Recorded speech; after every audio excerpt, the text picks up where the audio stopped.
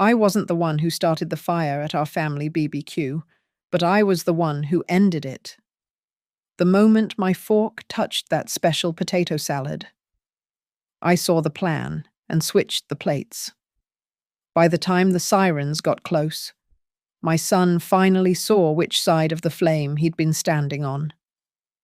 My name is Margot Ellison, and I am 61 years old. This house, this backyard, this is my territory. The air in Hickory Springs was thick with late summer humidity, the kind that clings to your skin. I kept the classical music low, just enough to soften the edges of conversation. The smell of hickory smoke rolled off the grill where my son, Paul, was supposed to be tending the ribs. Our neighbours, the Doyles, were chatting by the fence. It was a perfect picture of Midwestern domestic tranquility. And like any perfect picture, it was a carefully constructed lie. Paul and Melanie arrived late, as they always do. They live under my roof, yet they operate on a timetable dictated by chaos. Melanie, my daughter-in-law, carried a large ceramic bowl covered in plastic wrap. "Sorry we're late." "Mom," Paul called out, giving me a kiss on the cheek that felt more like a duty than affection. "Traffic was awful," Melanie added, her smile too bright, too tight. She placed the bowl on the red checkered tablecloth. I brought my signature potato salad. Her signature. The words hung in the air. I nodded, watching her. She could not keep still. Her phone was in her hand every few seconds. Glance down. Type. Slip it back into the pocket of the flimsy cardigan she wore despite the heat. I watched her hand dip into that pocket even when the phone was not out, her fingers closing around something small. The guests mingled. Plates were filled. I was managing the corn on the cob when my grandniece, June, slid up beside me. June is 22, and one of the few people in this family whose eyes are actually open. She leaned in, her voice barely a whisper against the sound of the string quartet playing from the small speaker. "Auntie Margot, I do not want to be weird, but I was by the table. I saw Melanie. She poured something into your bowl, from a little bottle.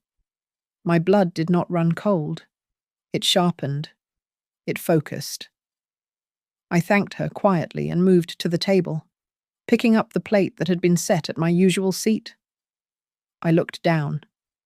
The main bowl of salad was a healthy, mustard yellow. The scoop on my plate, however, was different. It looked like it had been mucked separately, a pale, milky, off-white sludge that looked heavier than the rest. A special serving. Just then, a strong gust of wind swept across the patio, a welcome break from the heat. It caught the edge of the tablecloth, lifting the vinyl flap just enough. For a brief second, the small, dark lens of my doorbell camera, which I had repositioned that morning, was visible, angled perfectly from its high perch on the doorframe to capture the entire table. Melanie's eyes met mine across the lawn. She raised her glass of lemonade. "A toast," she chirped, forcing the small crowd to pause. To family, for always being there for each other. Her gaze settled on me, hard and expectant. "Margot, you have not touched your food. Eat up while it is warm. You have to try my salad." I smiled. A calm, pleasant smile that I had perfected during my 35 years as an administrative secretary at the Alderbrook Civic Registry. I had seen this kind of maneuvering over budgets and zoning permits. This was just smaller and more pathetic. "You are right, dear. I am starving." I picked up my plate. Melanie watched, her smile fixed. "Oh, bother," I said, feigning mild annoyance. "Paul, You put the salt shaker all the way at the end. In one smooth, practiced motion, I reached across the table. My left hand set my plate down exactly where Melanie had placed hers. My right hand picked up her empty plate and the salt, bringing them back to my seat. A simple, domestic switch. An old woman needing seasoning. No one, not even Melanie, registered the swap. Right at that moment, a sound cut through the classical music, the rising wail of a siren. Distant, but getting closer. Necks craned. Conversations faltered. Mrs.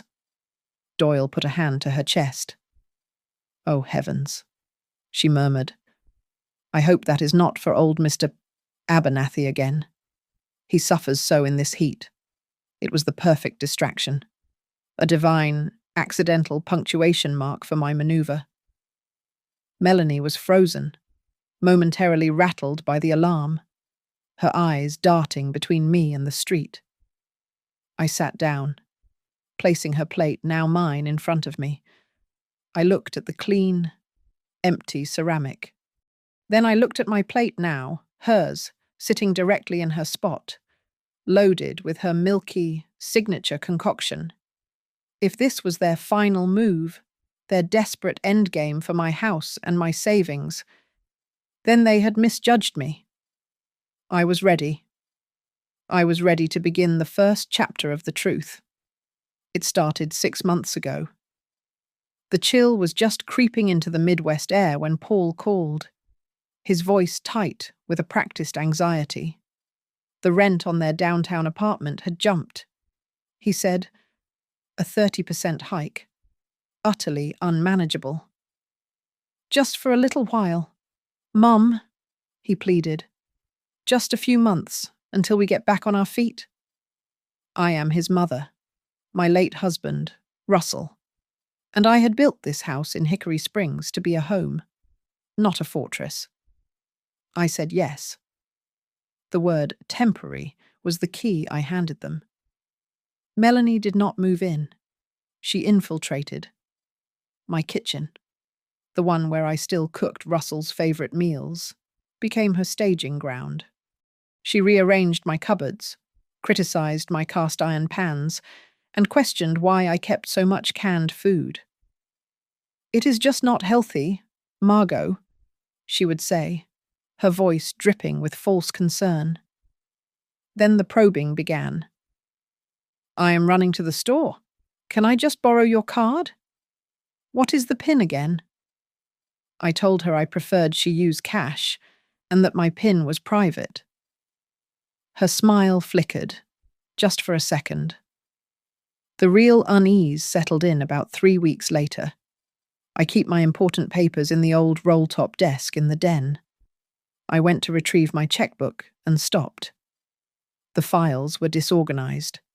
My bank statements, which I keep meticulously ordered, were shuffled. The binder containing my home insurance policy was lying flat on top, when it should have been filed vertically. And underneath it, a chill moved right through me, a photocopy of an old will, one I had updated and voided 5 years ago. Someone had been digging. I did not accuse them. I acted. I went to an electronics store and bought a new digital photo frame. I placed it on the bookshelf in the den, angled perfectly toward the desk, cycling through photos of Russell and a younger Paul. It had a tiny, motion-activated camera. It took less than 48 hours. I sat in my bedroom, laptop open, and watched the footage. I saw Melanie, waiting until she heard my car pull out for my volunteer shift. She went straight to the desk. She did not just rifle through. She was systematic. She pulled out my savings passbook and photographed every page with her phone. I showed the video to Paul that evening. I needed my son to see. I expected shock, anger, disappointment in his wife. I received only defense. He sighed, rubbing the bridge of his nose. "Mum, you are reading way too much into this. She is probably just curious about finances. You are lonely out here. You get suspicious? He said I was lonely. That dismissive phrase stung more than the betrayal I had just witnessed. My hurt evaporated, replaced by a cold, sharp clarity. This was not loneliness. This was observation. The next morning, I called Jared Whitcomb. Jared is Mrs. Doyle's friend, a pragmatic estate lawyer with zero tolerance for nonsense. I explained the situation calmly, factually. Document everything, Margot, he advised, his voice firm. Create a paper trail they cannot argue with. Log every incident, every conversation. My second stop was the bank. I sat with the branch manager, a woman I had known for 15 years. We implemented two-factor authentication on every single account. We set a new protocol, no changes to beneficiaries, no wire transfers, and no withdrawals over $500 without my physical presence and my photo identification. It was a good thing I did. 2 months ago, the bank called. A strange email had been sent to their corporate office, attempting to authorize a change of beneficiary on my largest annuity. The new beneficiary name, they informed me, was Melanie Prescott. Because of my new security protocol, the request was immediately blocked and flagged as fraud. I hung up the phone and looked out at my backyard. I finally understood. This was not about temporary housing. This was not about them getting back on their feet. This was about my feet. They wanted to cut them out from under me. They wanted this house. They wanted my retirement fund. They were not waiting for me to die. They were actively trying to inherit. So I began to prepare. I bought a new ledger and started the log Jared recommended.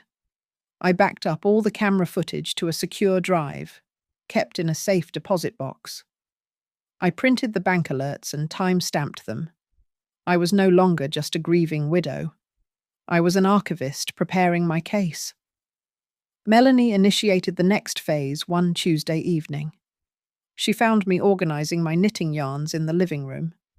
She sat opposite me, hands folded neatly in her lap, assuming the posture of a concerned financial advisor.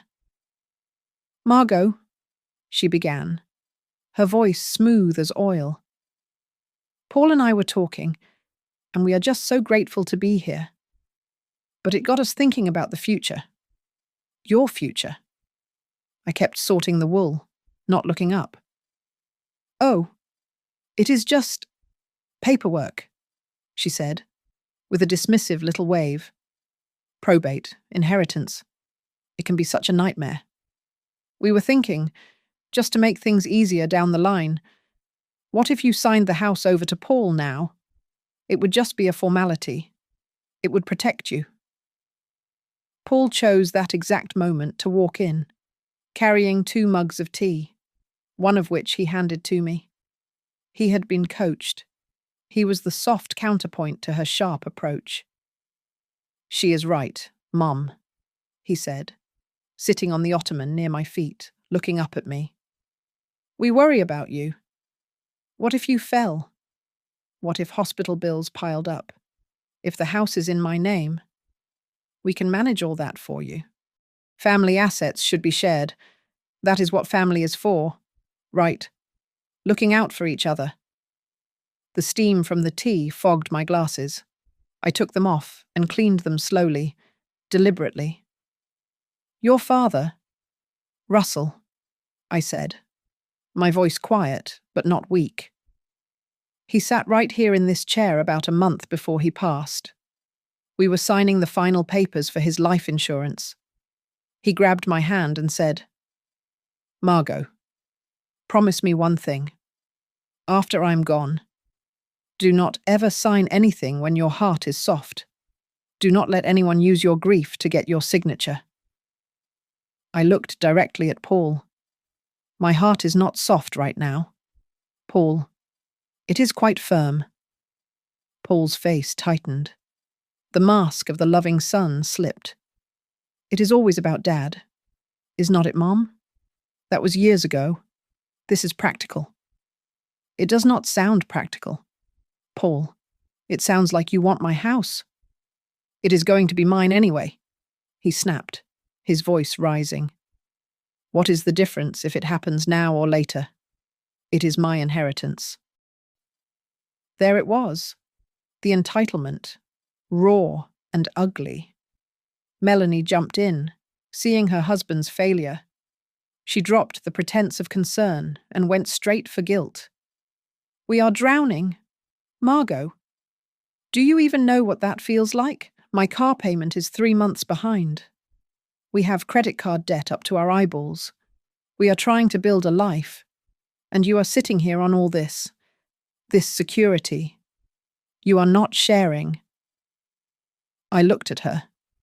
I looked at my son, who was now glaring at me, his face flushed with resentment. The silence in the room was heavy, broken only by the ticking of the grandfather clock in the hall. I did not raise my voice. I did not need to.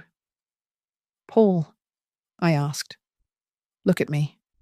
If you were me, if this was your house, your savings, and I was your child asking you to sign it all away, would you do it? He stared at me. The clock ticked. He knew the right answer.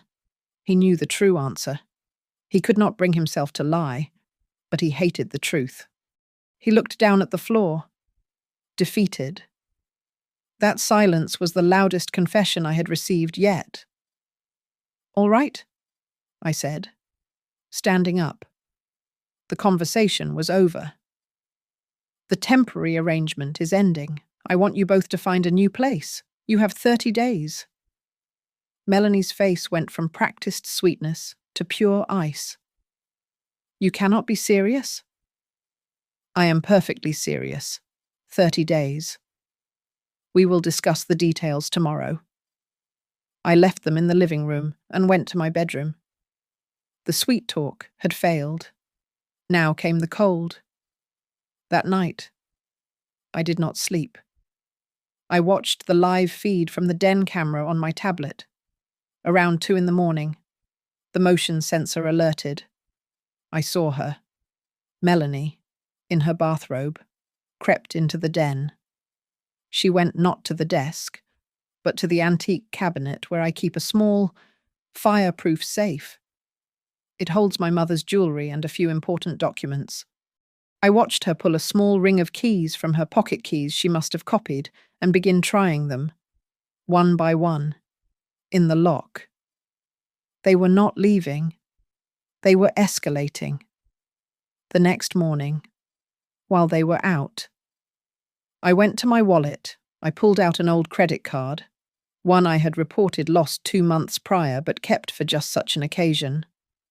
I knew the bank had it flagged for decline. I tucked it into the top drawer of the desk, just visible under some envelopes. I was done documenting. It was time to set a trap. The 30-day deadline put a new kind of pressure in the house. It was no longer a home. It was a cold war fought over the thermostat and dirty dishes. I used that time. I met Jared Whitcomb at his downtown office. Margot, this is beyond a simple misunderstanding, he said, reviewing the logbook and the video clip of Melanie at my safe. I know, I replied. I need to protect the estate, not just for me, but from my son. That afternoon, we updated my will. It was a painful, necessary incision. I temporarily removed Paul as the primary beneficiary, redirecting the estate's assets into a trust managed by Jared, with clear instructions that Paul could only access it after my death, and only if he was not deemed complicit in any financial malfeasance against me. The original deed to my house, the hard copy, was removed from the den and placed in my safe deposit box at the bank. The watermarked scans Jared kept were dated to that exact day. The bait card I had planted in the desk drawer was taken 3 days later. I received the alert I was waiting for a declined transaction. Someone had tried to use the cancelled card at an upscale boutique downtown for $1,180. The bank, as per my request, immediately logged the attempt and generated an incident ID number. My next stop was not to confront Melanie. It was to see Officer Laramie, a friend of Mrs. Doyle's from her church group and a patrolman in the Hickory Springs Police Department. I filed a report for attempted credit card fraud, using the bank's incident ID. $1,000+ at that boutique? Laramie raised an eyebrow. They have excellent cameras. I will request the footage. He was as good as his word. 2 days later, he showed me the security still there, clear as day, was Melanie standing at the counter, her face turning sour as the cashier handed the card back. The timestamp on the video was 2:17 in the afternoon. That was only half the equation. I contacted my homeowners association. I explained I was having issues with mail delivery and wanted to check the entry logs. The camera at our gated community entrance showed Melanie's car leaving at 1:54 in the afternoon and returning, looking frustrated, at 2:41. The timeline was a perfect, damning circle. The final piece fell into my lap by accident, or perhaps by her sheer arrogance. Melanie left her laptop open on the kitchen counter while she argued with Paul in the backyard. I walked past, glanced down, and saw a document open. It was a note file. I looked at the clipboard history. There, copied, was a 16-digit number, formatted exactly like a credit card. It was not my card. It was Paul's. Jared called Paul's phone for an official verification, a routine check regarding the fraud attempt linked to his home address. Paul was flustered, denying everything. When Jared mentioned the declined charge, Paul went silent. I could hear him through the thin walls of my house, his voice shaky. I do not know what you are talking about. But he did not hang up. He was caught. When he finally emerged, he looked pale. The first crack in his loyalty to her was beginning to show.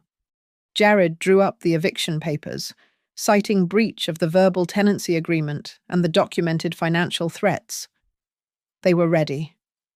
All they needed was my signal. With the deadline approaching, I knew I had to separate them. "Paul," I said one morning, "I am going to visit your father's grave. I would like you to come with me. Just us." He agreed, perhaps out of guilt. Melanie was furious. "Why just him? Am I not family?" "It is a private moment, Melanie," I said calmly. When Paul was getting the car, she cornered me by the door. "You are playing games, Margot? But we cannot wait too long for you to get your affairs in order. We just cannot. We cannot wait too long." Her words confirmed my final suspicion. They were not just going to try to steal from me in the dark.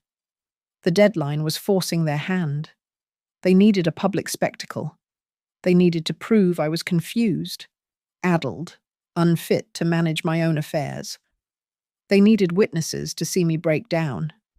And what better place to stage a public breakdown than a family barbecue? I needed witnesses, and I needed a controlled environment. A family barbecue was the perfect solution. It was public. It was cheerful. And it was the ideal stage for the scene they were planning to produce. I announced it 2 weeks before their 30-day deadline was set to expire. I called it a late summer get-together for friends and neighbors. "We will make it a potluck," I announced at the dinner table, "so no one has to do too much work." Paul looked relieved at the distraction. Melanie's eyes lit up.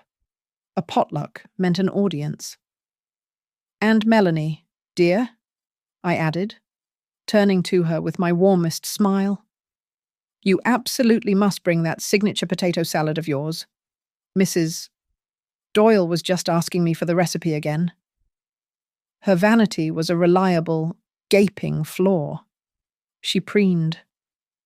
"Of course, Margot. It is no trouble at all. I would be happy to." The hook was set. She would not just bring the salad, she would present it. And I knew, with absolute certainty, she would be serving me a special portion. On the morning of the barbecue, I went to the basement. I boxed up my everyday porcelain dishes and brought up the heavy, dark blue stoneware set Russell and I had received as a wedding gift. They were beautiful, expensive, and rarely used. I spent an hour at my kitchen island with a fine-tipped permanent marker. On the bottom of one plate, in the small, unglazed ring of the ceramic base, I drew a tiny, precise symbol, M-7. M for Melanie. 7, because it had always been my lucky number. The other plates received simple letters.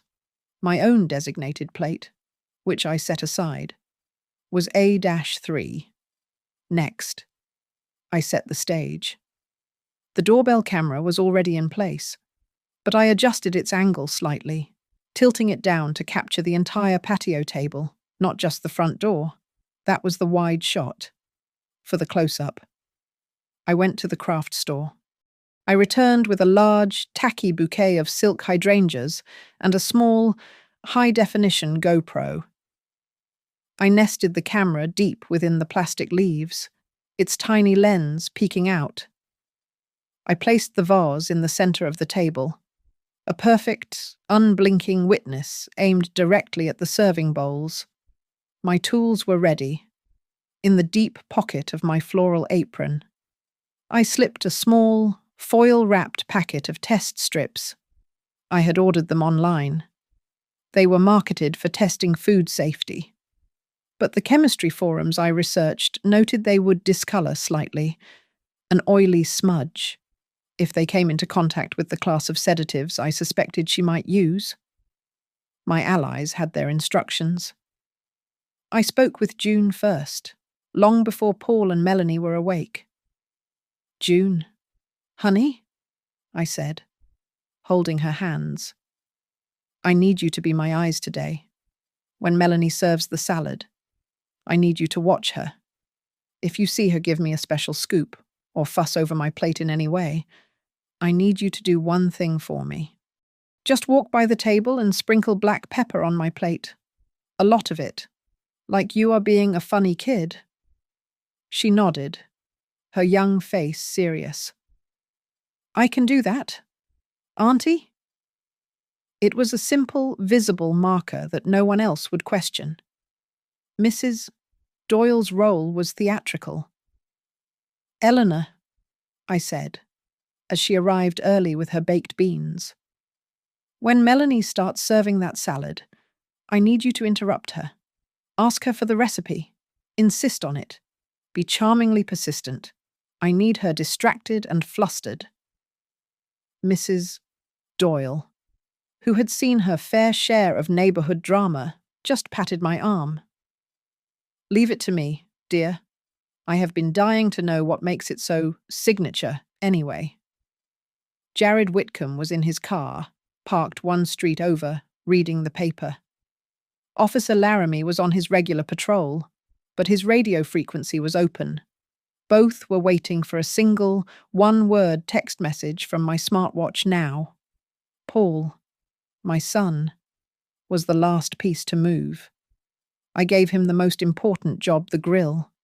It was a masterstroke of delegation. It kept him busy, his hands full of tongs and barbecue sauce. It kept him sweating over the hot coals, surrounded by guests asking when the ribs would be done.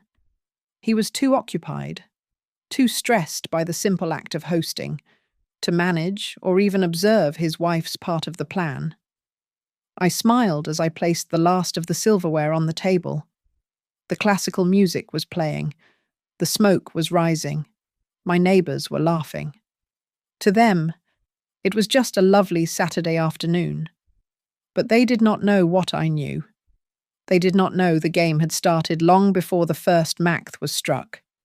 The grill smoke was heavy, and Paul was occupied. Melanie, however, was focused. She picked up the plate set at my place and walked to the salad bowl. She made a show of it, lifting the spoon high. "I am making sure Margot gets the best part," she announced to Mrs. Doyle and the others. "Auntie likes it creamy."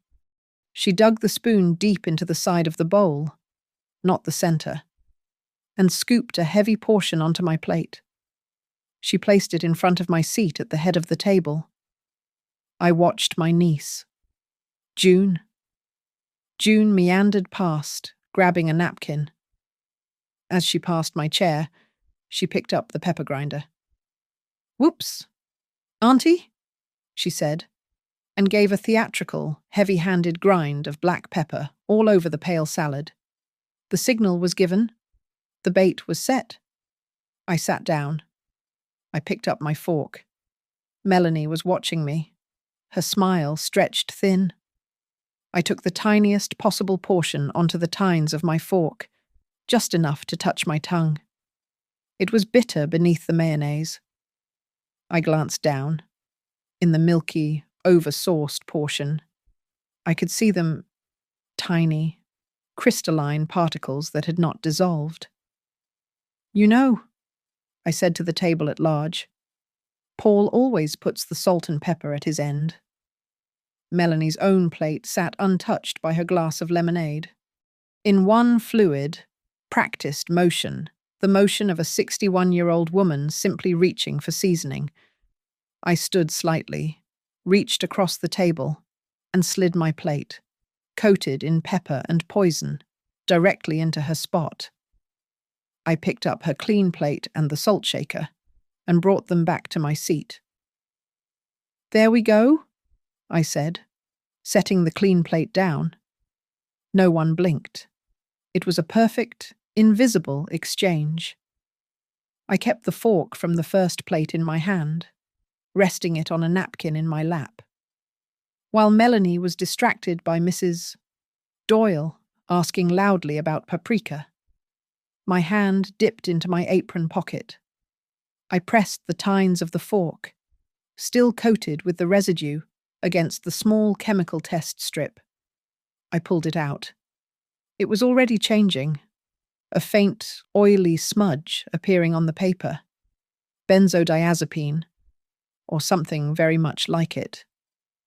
I placed the evidence back in my pocket and lifted my glass of iced tea. "I would like to make a toast," I said, my voice carrying just enough. The table quieted. "To family, and to honesty. May we always get exactly what we deserve." Everyone raised their glasses. "Cheers," they murmured. Melanie, obligated, lifted her glass, her eyes fixed on the peppery plate now sitting in front of her. She took a sip of her drink, and as she did, her phone, sitting face up on the table, vibrated. I read the text preview upside down. It was from an unknown number. Did she eat? "This salad looks amazing." "Honey," Paul announced, walking over from the grill, wiping his hands on a towel. He beamed at his wife, completely unaware, before glancing at the table. "Mum, why did you switch plates? You know Melanie hates pepper." Melanie froze. Paul's innocent observation was a spotlight. She looked trapped. "Oh, I just needed the salt," I said breezily. "Melanie, dear, you must eat. You brought it for us." She picked up her fork, but hesitated. I want to get a picture of the whole table first. It looks so nice." "Nonsense," I urged, my voice grandmotherly and firm. "We are all starving. Eat up. Con. The salad is delicious." It was the siren that sealed it. The wail from down the street, loud and sudden, everyone startled. Mrs. Doyle gasped. That must be poor Mr. Abernathy. In that collective moment of shock, Melanie flinched. Her hand, already holding the fork, moved automatically. She put the first bite of the peppery, creamy, altered salad into her mouth. Her eyes widened slightly, tasting the pepper, tasting the bitterness. Under the table, hidden by the checkered cloth. I pressed the side button on my smartwatch. I held it for 1 second. The screen lit up with a single word. Sent. Jared Whitcomb and Officer Laramie were on their way. The distant siren had faded, but the patio remained frozen. Melanie was staring at the half-chewed bite of potato salad on her fork. Just then, a polite voice called from the side gate. Margot, am I interrupting? It was Jared Whitcomb, dressed in a crisp golf shirt, looking every bit the casual guest. I walked over and unlatched the gate. Jared. Not at all. You are just in time. Behind him, Officer Laramie stood, his uniform immaculate. He remained by the gate, a quiet, solid presence. What is going on? Paul asked, his voice thin. This is Jared Whitcomb, a friend of Mrs. Doyle's, I said, projecting calm. I turned to my guests, who were shielding their eyes from the harsh afternoon light. Goodness, the sun is just bearing down on us. Why do not we all move onto the covered patio? It is much cooler, and I can turn the fan on. It was a suggestion, but it felt like an order. Everyone shuffled, picking up their plates and glasses. Melanie moved stiffly, placing her plate, the one marked M7, the one covered in pepper, onto the glass patio table. I picked up the remote for the small television mounted on the wall. Let me find some music, I said. The screen flickered on, but it was not music. It was the live feed from my doorbell camera, angled perfectly at the table we had just left. I pressed the rewind button. The screen showed the scene from 10 minutes prior. It showed Melanie, in sharp digital resolution, taking my plate. It showed her digging the serving spoon deep into the side of the bowl, segregating a scoop. Mum, what is this? Paul whispered. A new security system, I replied. Just watch. I switched the video input. The screen flashed, now showing a different view, the close-up from the GoPro hidden in the silk flowers. The footage was grainy, but undeniable. We all watched Melanie's hand as she held the serving spoon low. We saw her other hand come up, uncapping a small, amber-coloured vial with no label. We watched her carefully drip a clear liquid onto the salad before mixing it in and placing the spoon on the plate. A ripple of shock moved through the guests. Officer Laramie stepped onto the patio, his demeanour all business. Ma'am, he said to Melanie, do you still have that bottle on your person? Melanie's face was ashen. It is. It is just my vitamin drops liquid vitamins. I am anemic. I was just sharing. I will need to see that bottle. Please, Laramie said, holding out a gloved hand. Melanie, what is he talking about? Paul demanded, his voice cracking. Jared Whitcomb stepped forward, placing his leather briefcase on the table and snapping it open. He was no longer an old friend. He was an attorney. Mr. Ellison, we have been attempting to reach you regarding several security concerns. He pulled out a stapled set of documents. This is a fraud report from your mother's bank. Incident ID number 9438.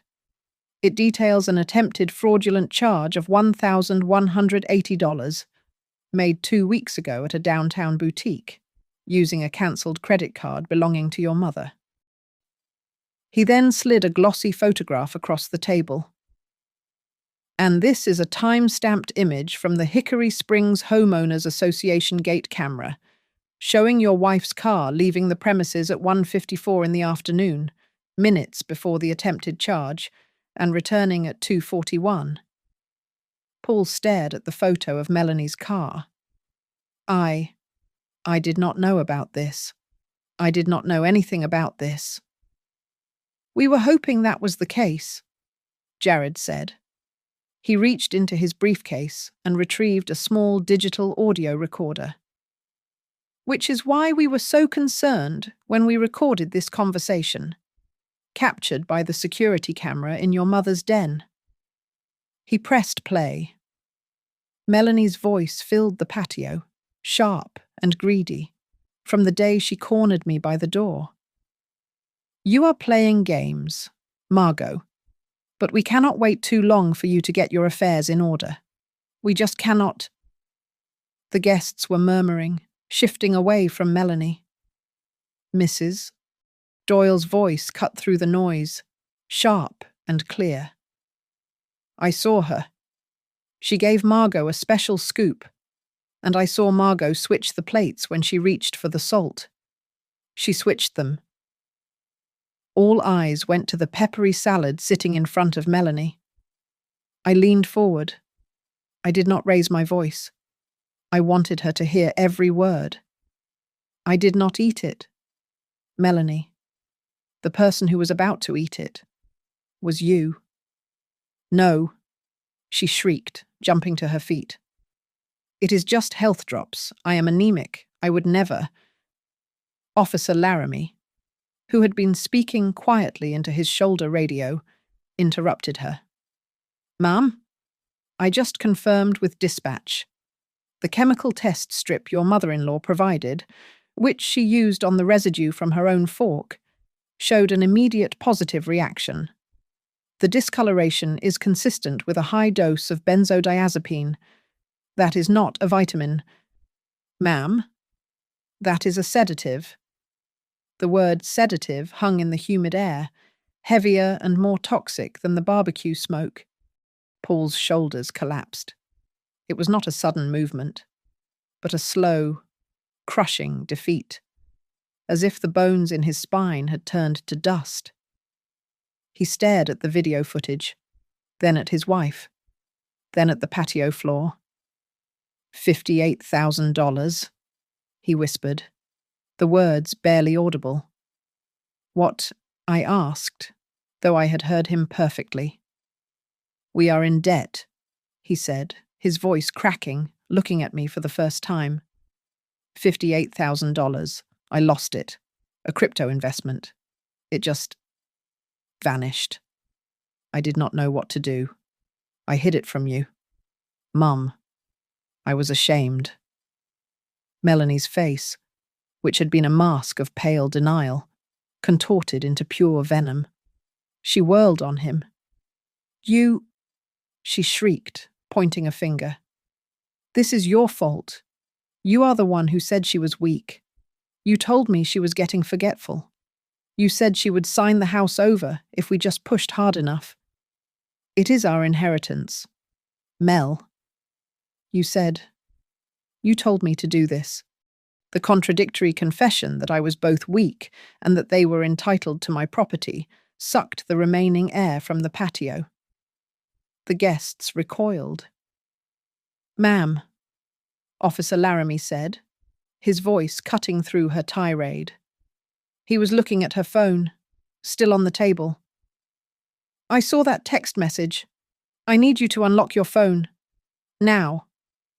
I do not have to, she spat. You do if you want to clear your name, Jared interjected smoothly. Officer, if I may, Melanie, since we are all here clarifying this misunderstanding, why do you not just connect your phone to the patio television, the same way my client just did? Show us who that text is from. Melanie was trapped. Refusing was an admission of guilt. Slowly, her hand shaking with rage, she unlocked the phone and tapped the screen mirroring function. Her message history flashed onto the 50-inch television screen. "Did she eat?" The guests gasped. Above it, a string of previous messages from the same sender, identified only as L.V. Holdings. "Is it done? The BBQ is the perfect time. No one will notice. We need the first payment by Monday or the interest doubles. No more excuses." Paul read the messages from the loan shark.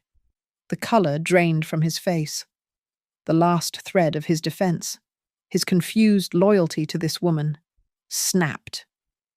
He looked at his wife, and for the first time, I saw genuine horror in his eyes. He was not looking at the woman he loved. He was looking at a stranger who had just tried to poison his mother. Melanie saw his expression. She saw the ring of horrified neighbors. She saw me, watching her. Her mind fractured, searching for an escape. "No!" she screamed, lunging for the table. "She is framing me. She poisoned my salad." She grabbed the fork, scooped up a massive bite of the peppery, drug-laced potatoes, and shoved it into her mouth. She chewed twice, theatrically, before her body reacted to the bitter chemicals. She gagged, a violent, retching sound, and spat the entire mouthful onto the patio stones. "See?" she sputtered, wiping her mouth. "It is poisoned. She is trying to hurt me." The performance was desperate and unconvincing. I remained seated. I did not move. "That is an interesting accusation. Melanie," I said, my voice perfectly level. "Especially since that is not your plate." I lifted the clean, empty plate I had taken from her spot. I turned it over, showing the bottom. "You see, I am using my wedding stoneware today. This one is marked A3. That was my plate." I pointed to the soiled dish in front of her. "Yours, I believe, is marked M7. I wondered why you did not notice the pepper when you ate it." I turned my head slightly. "June? Dear. Did you see me switch the plates?" June, who had been standing white-knuckled by the door, nodded. "Yes." Auntie Margot reached for the salt. She moved her plate with the pepper on it and took the clean one. "I saw her." Jared Whitcomb took this as his cue. He stepped forward and placed a thick, stapled document onto the center of the table. The sound was as final as a gavel. "This is a formal eviction notice. It is already signed by your mother-in-law and dated for today. It cites your attempts at fraud and the threats to her safety. It only needs to be filed at the courthouse to become effective immediately." Officer Laramie carefully picked up the small amber bottle with his gloved hand and sealed it in an evidence bag. "Ma'am," he said to Melanie, "we will be testing this bottle, the main salad bowl, and the contents of this plate. Tampering with a person's food, especially in a public setting like this, is a serious state offense." No one spoke. The party was dead.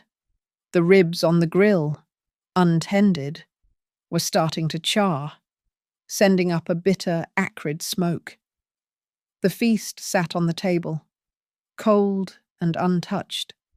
The silence on the patio was absolute, broken only by the sound of Melanie's ragged breathing and the drip of grease from the overcooked ribs onto the hot coals. All my guests, my friends and neighbors, stood frozen. They were no longer guests. They were witnesses. "Jared," I said, my voice steady, "please explain the options." Jared stepped forward, placing his open briefcase on the table next to the eviction notice. "It is quite simple," he said, addressing Paul and Melanie as if they were in a boardroom. "You have two choices. Option A." He slid a single-page document and a pen toward them. "You sign this. It is a legally binding separation agreement. It states that you will both vacate this property within 24 hours. You will make no contest to the eviction, now or ever. You will surrender all house keys, and you will return any and all copies of data, financial or personal, that you photographed, copied, or otherwise removed from my client's possession. He paused, letting the weight of the last demand sink in. That is option A. Or, he continued, option B. You refuse to sign, at which point I will file this eviction notice with the court first thing tomorrow morning, and Officer Laramie will proceed with his arrest. He gestured to the evidence bags. I will then turn over this entire file, the bank fraud report, the HOA footage, the video of the safe, the audio recording of your conspiracy, and the lab results from that plate directly to the district attorney's office. Melanie, cornered, tried one last time to bargain, grasping for the shield of her husband. Wait. If I sign, will you protect Paul? He did not know about the salad. He is just stressed about the debt. He is not like this. That argument is invalid, Mrs. Ellison, Jared said, his voice like ice. The audio recording of your conversation in the den, where you both discussed my client's supposed forgetfulness and your shared goal of acquiring the house, establishes clear collusion. You both participated. The word collusion finally shattered my son. Paul's body shuddered with a sob. He stumbled forward, his hands outstretched, but not daring to touch me. Mum, I am so sorry. I was wrong. I was so wrong. It was the moment my heart had braced for, the moment a mother is supposed to forgive. I looked at his tear-streaked, smoke-stained face. Being wrong is fixed, Paul, I said, my voice firm but not cruel. You fix it by making amends, by paying your own debts. You do not fix it by taking what belongs to someone else. Jared spoke again. The agreement also stipulates two final terms: a mandatory 60-day no-contact order. All communication regarding your personal belongings will go through my office, and you will hand your house keys to Officer Laramie before you leave this patio. Paul was paralyzed, staring at his wife, the chasm between his marriage and his morality finally impossible to ignore. His friends, the ones he had invited to my barbecue, looked down at their shoes, their hands, anywhere but at us. I felt a chair pressed gently against the back of my knees. Mrs. Doyle had quietly pulled it out for me, an act of solidarity that anchored me. I sat. Officer Laramie, who had been patiently observing, now stepped forward and looked directly at Melanie. Ms. Melanie Prescott, you are not under arrest at this moment. However, given the nature of the evidence pertaining to a potential felony, tampering with food with intent to harm, I am advising you that you have the right to remain silent. Anything you say can and will be used against you in a court of law. Melanie's face went chalk white. The abstract, domestic crime she thought she was committing suddenly had a name. Felony. Court of law. I looked at them both. My son and the woman who had brought this poison into my home. I do not need anyone to go to jail today, I said quietly. I am not looking for vengeance. I am just putting the truth back where it belongs. Jared nodded. He reached into his briefcase and pulled out a small, silver travel clock, placing it on the table with a decisive click. You have 10 minutes to decide, he said. After 10 minutes, we proceed with option B, and I will be filing the official report on my client's behalf. The afternoon wind picked up again, a strong gust that lifted the corner of the tablecloth. It flapped back, fully exposing the bottom of Melanie's plate under the harsh sun. The small, permanent M-7 I had drawn that morning was visible to everyone. It was not just an identifier, it was a signature. The 10-minute countdown on Jared's silver clock was brutal. The silence on the patio was a high-pitched scream. Melanie stared at the plate, the M7 plate, her entire future sitting on a bed of poisoned potatoes. Her eyes darted from Laramie to Jared to me. With a strangled cry, she lunged, not to escape, but to destroy. Her hand shot out, her nails aimed at the plate, intending to sweep it onto the stones and shatter the evidence. Officer Laramie was faster. He caught her wrist in a grip that made her wince. "Do not," he said, his voice flat. "That is evidence, ma'am." He did not release her until she recoiled. He then carefully, methodically, placed the plate, the fork, and the spat-out food into a large, sealed evidence bag. "The evidence is intact." Paul, his face wet with tears, did not look at his wife. He looked at the agreement. He picked up the pen, his hand shaking, and signed his name. "Option A," he whispered, his voice broken. He reached into his pocket, pulled out the single house key I had given him 6 months ago, and placed it on the document. He looked up at me, his gaze pleading.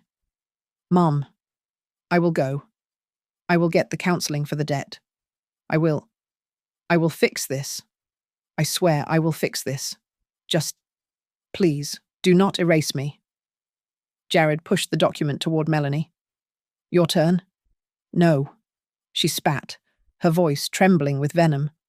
"I will not sign. You cannot force me." Jared did not argue. He simply closed his briefcase with a quiet, final click. "Very well. Option B is now in effect." He looked at Officer Laramie. "Officer, the negotiations have failed. You may proceed." Laramie nodded and lifted his radio. "Dispatch, this is Laramie. I need a marked unit for transport." "Wait!" Melanie shrieked. The word tore out of her. The abstract threat of Option B had suddenly become a patrol car, a holding cell, an arrest in front of my neighbors. "Wait. I will sign. I will sign it." Jared paused, opened his briefcase, and slid the pen back. Her hand, shaking with a fury that had nowhere to go, grabbed the pen and slashed her signature across the line. I stood and walked to the head of the table. I looked at the woman who had tried to incapacitate me for my own signature. "What you mixed into my plate? Melanie?" I said, my voice clear in the quiet yard. "I did not eat. I served it back to you. But you did not eat it either." I looked at the evidence bag Laramie was holding. "Today, I choose to serve justice." Officer Laramie nodded. "My apologies for the disturbance. Folks," he said, addressing my neighbors. "A forensic team is en route to collect the samples from the main bowl. As you are all present, I will need to get a brief statement and signature from each of you, confirming what you observed." My guests, my witnesses, nodded. The spell was broken. The barbecue was over. But my home was intact. I walked to the grill, the smell of charred ribs thick in the air, and turned off the gas. I untied my apron. I then walked to the main table, past the contaminated dishes, and picked up the other bowl of salad, the large one, untouched, that I had brought out myself. I got a stack of clean plates from the kitchen. I walked over to Mrs. Doyle, who was watching me with a look of fierce pride. "Eleanor," I said, offering her the first plate, "would you like some actual potato salad, This batch I can vouch for. The simple act restored order. My friends began to murmur, to move, to accept a plate of the clean food. Paul, seeing this, turned to the remaining guests, his voice thick with shame. I am sorry. To all of you. For this? For what we brought into this home? I watched my son. My gaze softened, but the line was drawn. It was no longer a boundary. It was a fortress wall. Jared finished packing his documents. He snapped his briefcase shut and gave me a curt nod. You protected yourself, Margot, by the book, legally and correctly. As he spoke, another siren cut through the evening air. This one was close. A marked car from the Criminal Investigation Unit pulled up to the curb. Melanie flinched as Officer Laramie gestured to the new arrivals. They will need your signature on the evidence custody chain. Ma'am? The sun was setting, bleeding purple and orange over the rooftops of Hickory Springs. The barbecue smoke was finally gone. Melanie, a broken woman, bent over the patio table and signed the final piece of paper, a late, useless surrender. I sat in my chair and picked up my glass of iced tea. Paul was gathering their things. Melanie was being questioned. My friends were eating. The party, my party, would continue. And this time, everyone at the table was responsible for what was on their own plate. Thank you for listening to my story. I am always curious to know where my voice is traveling. So please, comment below and let me know where you are listening from. I would love to hear your thoughts on Paul and Melanie. Be sure to subscribe to Grandma's Family Diary, and if this story resonated with you, please like the video. You can also give us extra support by hitting that hype button, so this story can be heard by more people who need to hear it.